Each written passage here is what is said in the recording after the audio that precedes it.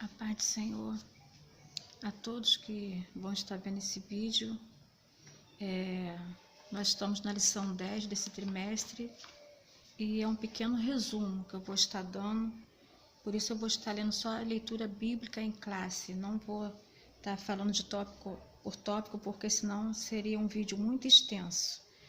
A leitura bíblica em classe está em Efésios capítulo 3, versículo de 14 a 21, que diz assim: Por causa disso, me ponho de joelhos perante o Pai de nosso Senhor Jesus Cristo, do qual toda a família nos céus e na terra toma o nome, para que, segundo as riquezas da sua glória, vos conceda que sejais corroborados com poder pelo Espírito Santo no homem interior, para que Cristo habite pela fé no vosso coração, a fim de, estando arraigados e fundados em amor, poderdes perfeitamente compreender com todos os santos qual seja a largura e o comprimento e a altura e a profundidade, e conhecer o amor de Cristo que excede todo entendimento, para que sejais cheios da plenitude de Deus.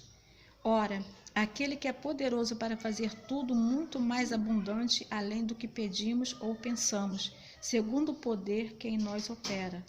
A esse glória na Igreja por Jesus Cristo em todas as gerações, para todo sempre. Amém. Então, irmãos, nós vamos estar dando um pequeno resumo dessa lição, e nós hoje vamos estar encerrando essa parte doutrinária. Nós já falamos aqui que as cartas de Paulo, elas têm 4 divisões, que é a saudação, a parte doutrinária, a parte prática e a conclusão. Na semana que vem nós vamos iniciar a parte prática desta carta. E hoje nós vamos estudar a segunda oração de Paulo nesta carta. A primeira oração foi no capítulo 1, que nós já estudamos aqui, foi na lição de número 4, se não me engano. Capítulo 1, de 14 a 23, onde Paulo faz uma oração de gratidão a Deus. E ele agradece pela fé dos efésios e intercedia também pedindo a Deus a iluminação espiritual daqueles crentes, e que eles soubessem a esperança da sua vocação, e que Deus desse o espírito de sabedoria e de revelação. Isso foi na primeira oração. Agora ele pede que Deus corrobore com poder pelo Espírito Santo no homem interior. Para quê? Para que Cristo habitasse pela fé no coração deles, e para que eles soubessem entender a largura, o comprimento, a altura e a profundidade do amor de Cristo. Então, ou seja, pela a primeira oração, ele pede para que eles tivessem um espírito de sabedoria e de revelação. E agora, ele pede poder do Espírito Santo, para que eles compreendessem esse amor tão grande de Cristo, né? Então, nós sabemos que só através do Espírito Santo que nós vamos entender a grandeza desse amor de Cristo. Então, Paulo mostra que para compreender esse quadrado, né, do amor de Cristo, que é a largura, o comprimento, a altura e a profundidade, essa completude, é necessário um aprofundamento constante com Deus. Só através desse aprofundamento constante com Deus é que nós vamos entender, né, um pouco desse amor de Cristo aí. E nós vemos que foi assim nos dias de Pentecostes.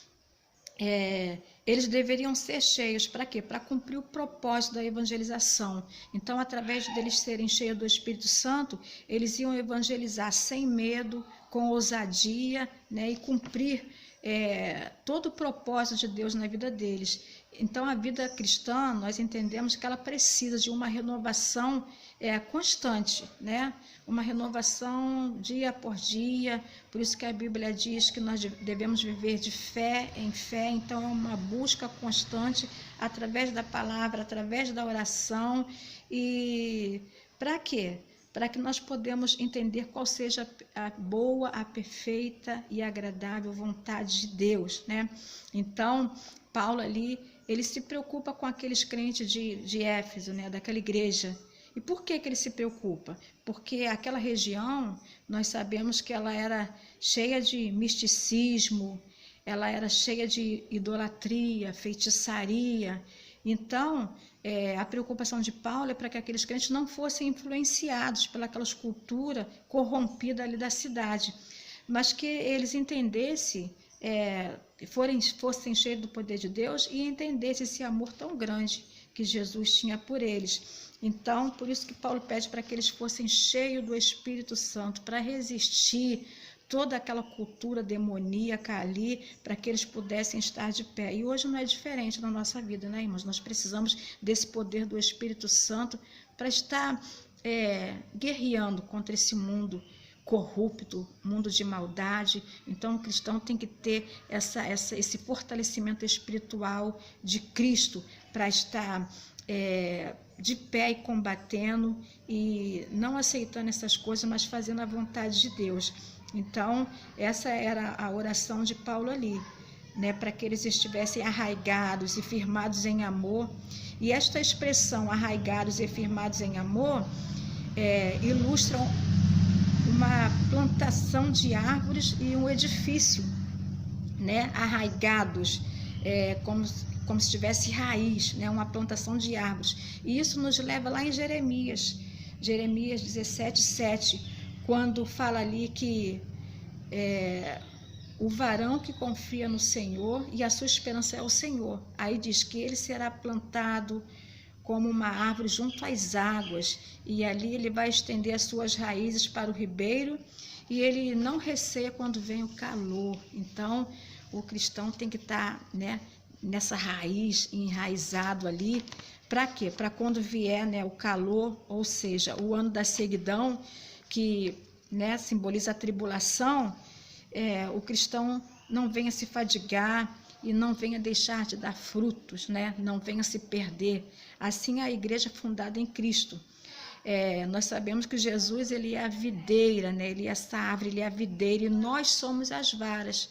E Jesus chega a dizer assim, que quem está em mim e eu nele, este dá muito fruto. Então, nós só podemos dar frutos se nós estivermos nele, né? Sem Cristo, não tem como a gente dar frutos, mas com Cristo nós damos frutos, né? Nós aprendemos a ser longânimo, benigno, né? Nós adquirimos fé, tudo isso através de Cristo. E já a palavra fundados tem a ver com o fundamento.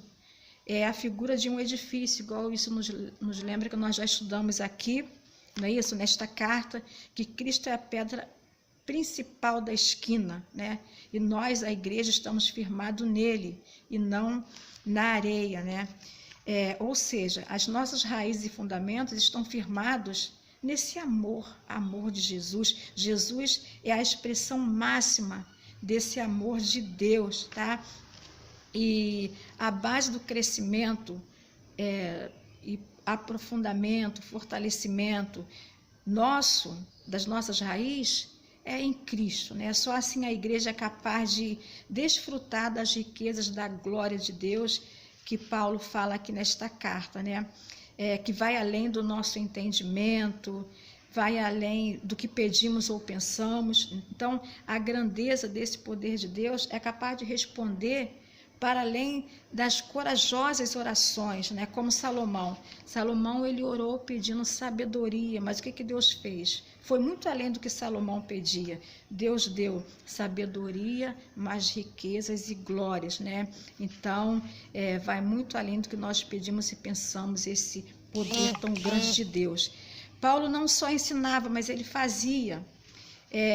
Ele diz, por causa disto me ponho de joelhos, ou seja, por todas as revelações, por causa disso o quê? Por causa de todas as revelações que Deus tinha dado a ele em relação à igreja e pelos efésios, né? Na Bíblia, irmãos, não há uma forma certa de oração, né? Nós vemos ali quando Josué, depois da derrota de Ai, ele se prostra o dia todo com o rosto em terra, né? Então ele é prostrado com o rosto em terra. Depois nós vemos também Ezequias deitado numa cama com o rosto para a parede, pedindo a Deus ali misericórdia, né? Porque o profeta Isaías tinha ido até ele, tinha sentenciado a morte. Então ele deitado mesmo, né? Porque estava doente, enfermo, ele ora a Deus pedindo misericórdia. E vemos também Salomão naquela oração mais longa da Bíblia, na inauguração do templo, quando ele ora ali de pé, num tablado, né? Então nós vemos também oração ali de pé. Nós vemos também Jesus na cruz do Calvário, orando ao Pai, intercedendo ao Pai. Nós vemos Jó levantando de madrugada e fazendo sacrifício pelos seus filhos. Então, o que acontece, irmãos? Não importa a posição física, o que importa é a posição espiritual, ou seja, um coração contrito. Claro que joelhos é uma forma de humilhação e reconhecimento dessa grandeza, majestade de Deus, do Deus Santo, mas o importante é um coração quebrantado.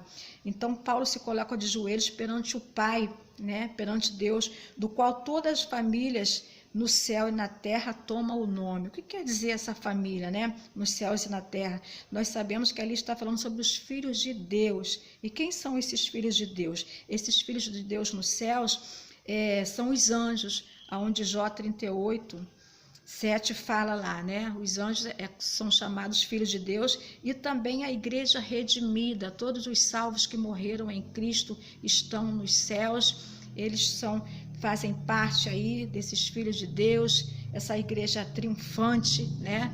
Fazem parte aí dos filhos de Deus no céu. E na terra é a igreja atuante, que está guerreando contra a carne, contra o mundo, contra o diabo, né?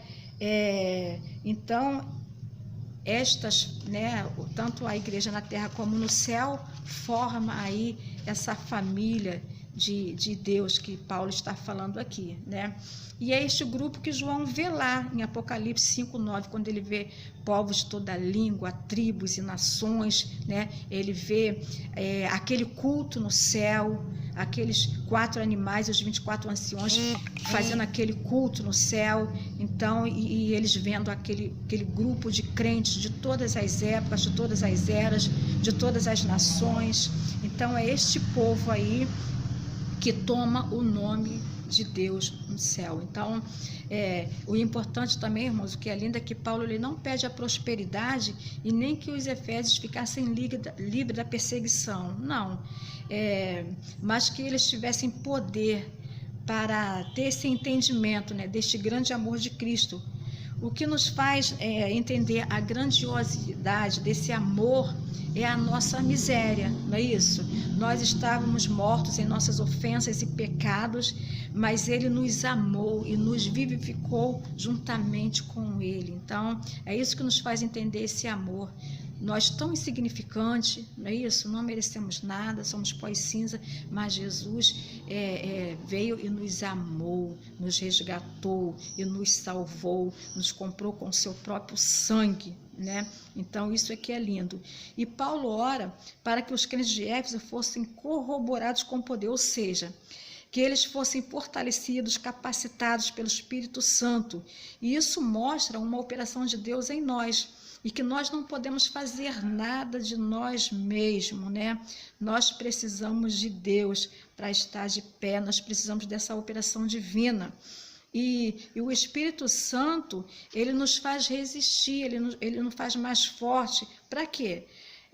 Na nossa jornada espiritual, para que possamos chegar até o fim, não é isso? Para que a gente consiga estar de pé. É o Espírito Santo que nos dá essa resistência. E o homem espiritual, né, que somos nós, a Igreja de Cristo, o seu espírito está ligado com o Espírito de Deus, não é isso? E então, através dessa ligação, dessa comunhão com o Espírito de Deus, o nosso espírito consegue dominar a carne e dominar a alma, né? Então, e através dessa comunhão, o Espírito de Deus comunica com o nosso espírito que nós somos filhos de Deus. Olha que coisa linda, né? Então, para o cristão ter esse controle da carne e da alma, ele precisa fortalecer o espírito. O nosso espírito precisa estar em comunhão com o Espírito de Deus, né? Então, é por isso que nós precisamos buscar esse revestimento espiritual. O desejo de Paulo era que a igreja almejasse o céu, não é isso? Era para que a igreja tivesse a esperança da sua vocação, era para a igreja conhecesse o poder de Deus, né? E era para a igreja recebesse o espírito de sabedoria e de revelação. E depois, com todas as bênçãos espirituais, que eles fossem corroborados com o poder do Espírito Santo no homem interior. Era para que isto, era por isso que Paulo estava orando, é por isso que Paulo estava intercedendo pelaquela igreja, né? Então, a oração intercessória, o alvo não é eu, mas é o outro, né? Eu deixo de pensar em mim para estar orando pelo outro. Então, isso é a oração intercessória. E Paulo, ele não pede para o exterior, isso que é lindo, né? Mas ele pede para o interior. Por quê? Porque ele sabia que se o homem interior fosse impactado pelo poder de Deus, isto sobressairia por fora, para fora, né? O homem, ele transformado, cheio do Espírito Santo de Deus por dentro, né? Ele vai acabar transmitindo isso por fora, sendo benigno, não é isso? Sendo uma pessoa que vai dar testemunho, né? Que tem Cristo nele e vai dar testemunho aí da glória de Deus no mundo aí. Então, o que acontece? Paulo, né, para a gente não ficar tão longo, vamos encerrar aqui. Paulo, ele encerra esse capítulo 3 adorando a Deus, fazendo aquela doxologia ali, adorando a Deus e crendo, né, que Deus estava ouvindo a sua oração e que era poderoso para fazer muito mais além do que ele estava pedindo, do que ele estava pensando. Então, irmãos, nós não podemos desistir daquelas pessoas que Deus colocou nas nossas mãos, porque o que Deus pode fazer em segundos, nós não vamos poder fazer a vida inteira, né? Então, nós não podemos muitas das vezes fazer nada, mas devemos colocar nas mãos do Senhor porque Ele pode, né? As pessoas podem até resistir à nossa demonstração de amor em querer ajudá-los, mas elas não podem fazer nada contra a nossa oração, né? Então, a oração do justo, ela pode muito em seus efeitos.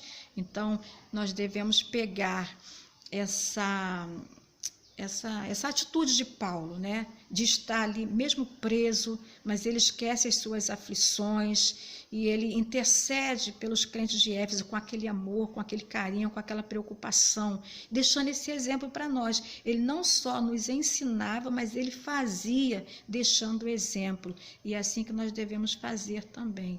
Então, irmãos, vamos pegar esse exemplo de Paulo e pôr em prática, tá bom? Que Deus abençoe a cada um dos irmãos. Amém.